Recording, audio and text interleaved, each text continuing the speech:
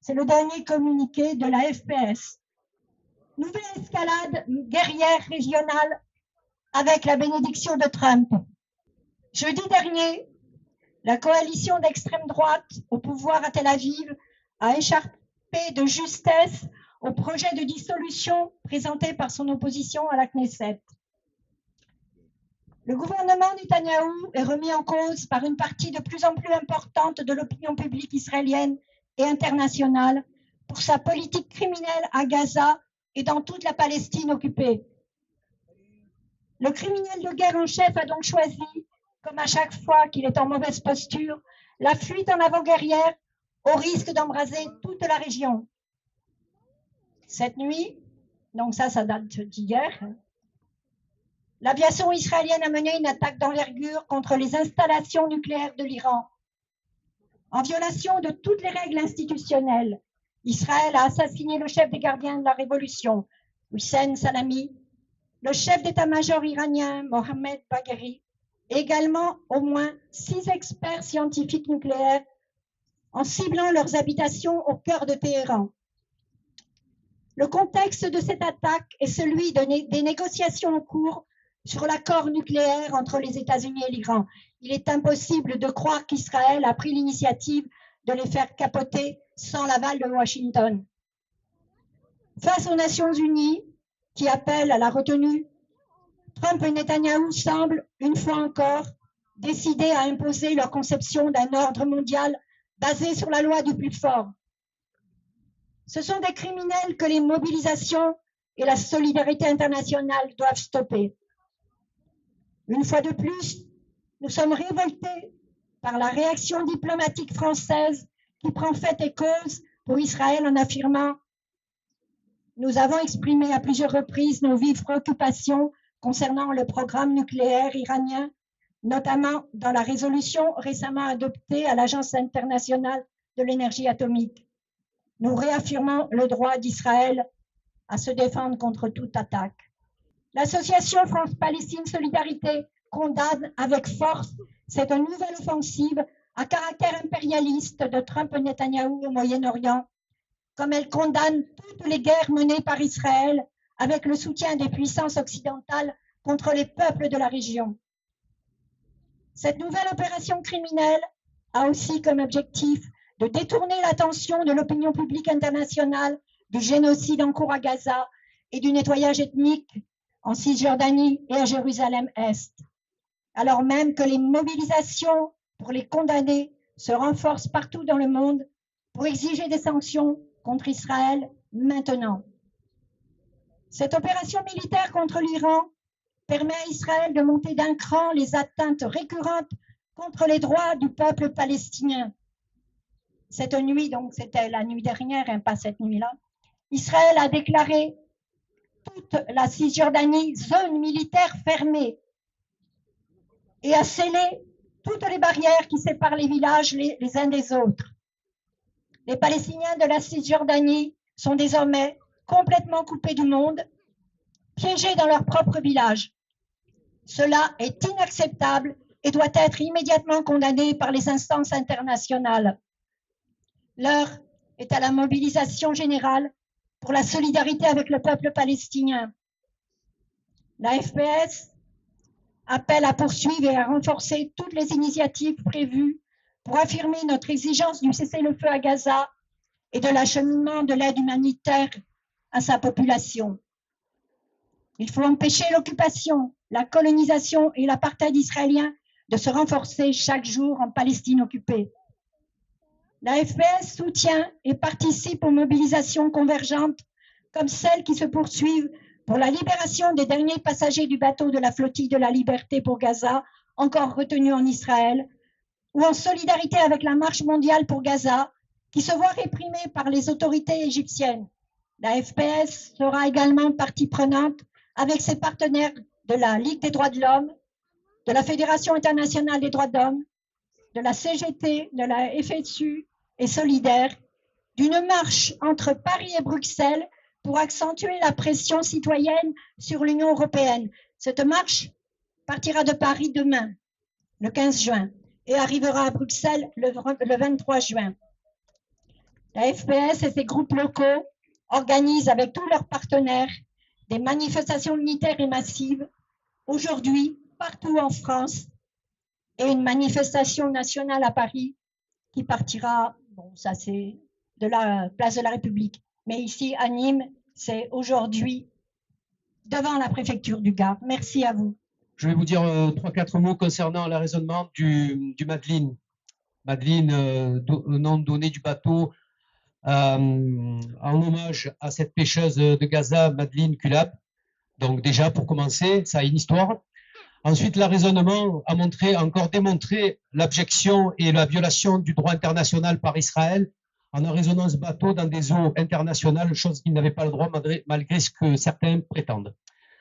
Le traitement qui a été fait light par rapport à certaines flottilles, étant donné que le monde entier était rivé sur le Madeleine, et que malgré tout, il y a eu des témoignages de la part de l'équipage, comme quoi ils avaient donné des sandwichs avec des clous dedans lors de l'interpellation. Et ce sont des témoignages qui ont été validés. Ensuite, par rapport à ce raisonnement et cette violation du droit international, il va sans dire qu'on doit se rappeler du Mavi Marmara en 2010, cette flottille turque qui, elle, a eu, entre guillemets, moins de chance, parce qu'à l'arraisonnement, ils ont tué 9 Turcs et blessé une 50aine de personnes. Donc il faut savoir que partir sur un bateau pour briser le blocus de Gaza est aussi une épreuve très difficile, parce qu'on ne sait jamais comment cette armée génocidaire va se comporter, même avec des internationaux. Et nous les remercions pour le courage et la dignité qu'ils ont eu d'aller jusqu'au bout, parce que c'était fortement courageux. La dernière chose, ce serait pour rebondir par rapport aux pêcheurs de Gaza. Parce que justement, briser le blocus pour des internationaux, c'est difficile. Mais au quotidien, pour les habitants de Gaza, les pêcheurs de Gaza, c'est 4 miles, 4000 miles ou 4 miles, je ne sais plus. Enfin, en gros, 6 km. Au-delà des 6 km, les pêcheurs de Gaza sont arraisonnés, violentés, tirés avec des jets d'eau, dans le meilleur des cas, pour être coulés, ou alors on les tire carrément dessus. Donc, il faut vraiment avoir comment dirais-je, introspecter ce que les pêcheurs de Gaza vivent. Nous, on a les pêcheurs à 7 au Gros du Roi à Marseille, ils peuvent aller pêcher à perte de vue. À part s'ils ont des autorisations aux autorités à demander, ils peuvent aller pêcher à perte de vue. Les Gazaouis, depuis 2006, depuis le blocus de Gaza, n'ont pas le droit d'aller sur leur propre zone territoriale maritime pour pêcher. Que ce soit dans les airs, sur la terre, dans la mer, Gaza est enfermé. Il faut en prendre conscience. Et la dernière chose que je vais vous dire, il faut se soucier aussi de la Cisjordanie, sur laquelle il y a des fermetures de villages. Gaza, c'est le centre actuellement de l'actualité, mais l'objectif pour les Israéliens est de prendre la bande de Gaza et de récupérer encore un peu plus avec les colons qui deviennent de plus en plus violents et sanguinaires en Cisjordanie occupée.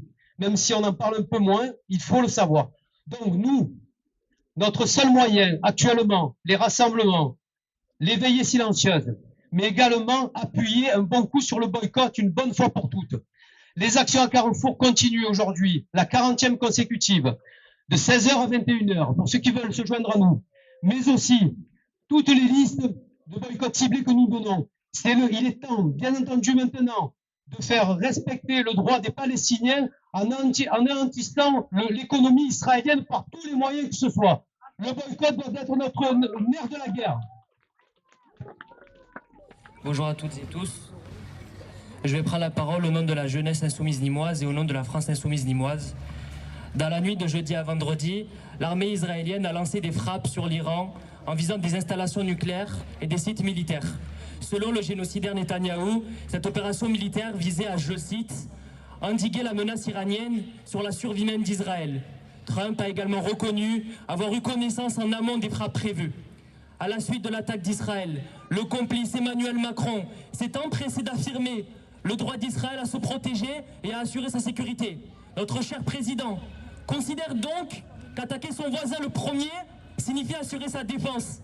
Nous lui répondons que non, le droit de défense d'Israël ne justifie ni les frappes contre l'Iran, ni l'intervention militaire ayant eu lieu au Liban, et encore moins le génocide en cours du peuple palestinien. De plus, il faut rappeler que ce ne sont pas les Iraniens qui sont sortis de l'accord sur le nucléaire, mais que ce sont bien les États-Unis de Trump Ils sont responsables de l'escalade de la violence qui s'annonce au même titre que l'État génocidaire d'Israël. Cette nuit, l'Iran a répliqué avec des tirs de missiles. Mais qui pensait que cela se passerait autrement?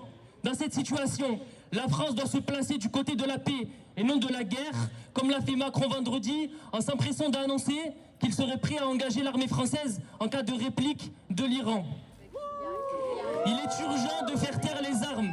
Il faut mettre fin à l'impunité du génocidaire Netanyahou. Il opère une attaque envers l'Iran pour que l'escalade militaire dans la région détourne les yeux des peuples du monde de Gaza. Il sait pertinemment que son avenir est lié à la guerre. Et c'est bien pour cela qu'il sait que c'est le seul moyen de garder sa place. Mais que les choses soient claires.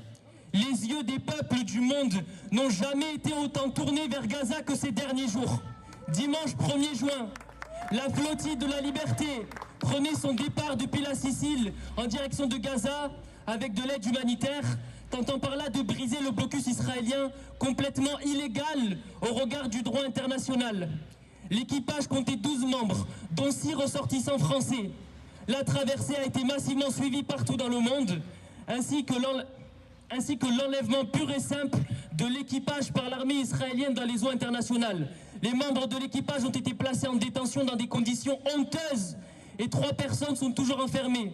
Yanis Mamdi, Pascal Morieras et Marc Van Ren. Israël en a profité pour tenter de faire un coup de communication en annonçant que l'aide humanitaire à bord de la flottille sera acheminée vers la bande de Gaza avec les soi-disant milliers de camions d'aide humanitaire qui entreraient apparemment sur la bande de Gaza. La réalité est tout autre et on la voit. Quand le peuple de Gaza, affamé, trouve un entrepôt avec de l'aide humanitaire stockée et tente de se servir pour survivre, l'armée israélienne tire sans sommation et les tue. En France, plusieurs dizaines de milliers de personnes se sont rassemblées des jours et des nuits durant en exigeant le retour des membres de l'équipage du flottier de la liberté.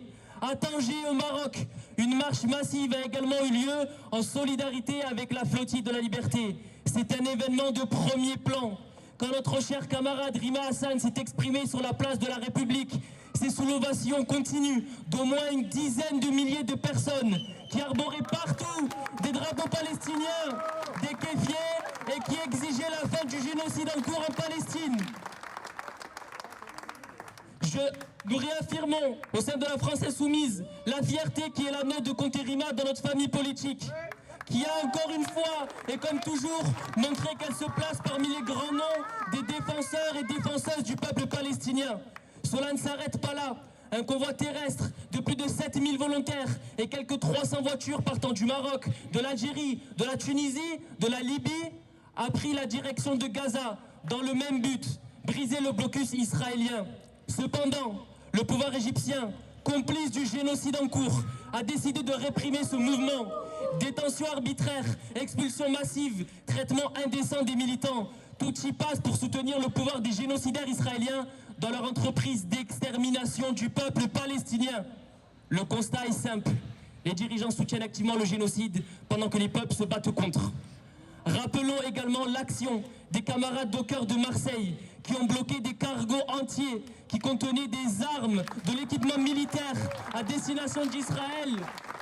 Ce mouvement a été soutenu massivement par les travailleurs et travailleuses du monde entier. Nous les félicitons et rappelons notre soutien entier et plein. Aussi, nous exigeons la fin de l'escalade de la violence armée, initiée par Israël et les États-Unis. Nous exigeons du pouvoir français de tenir son rôle de garant de la paix et non de suppôt aux génocidaires, notamment en stoppant sans délai toute livraison d'armes à l'État génocidaire d'Israël. Nous exigeons un cessez-le-feu immédiat et permanent dans toute la région. Nous exigeons la garantie de l'accès à l'aide humanitaire pour le peuple palestinien, la levée du blocus. Nous exigeons la libération des 3 otages de la flottille de la liberté. Nous exigeons enfin la reconnaissance de l'État de Palestine. Vive la solidarité internationale des peuples envers le peuple palestinien. À bas les génocidaires et leurs valets, que ce soit Macron, Bayrou, Trump ou les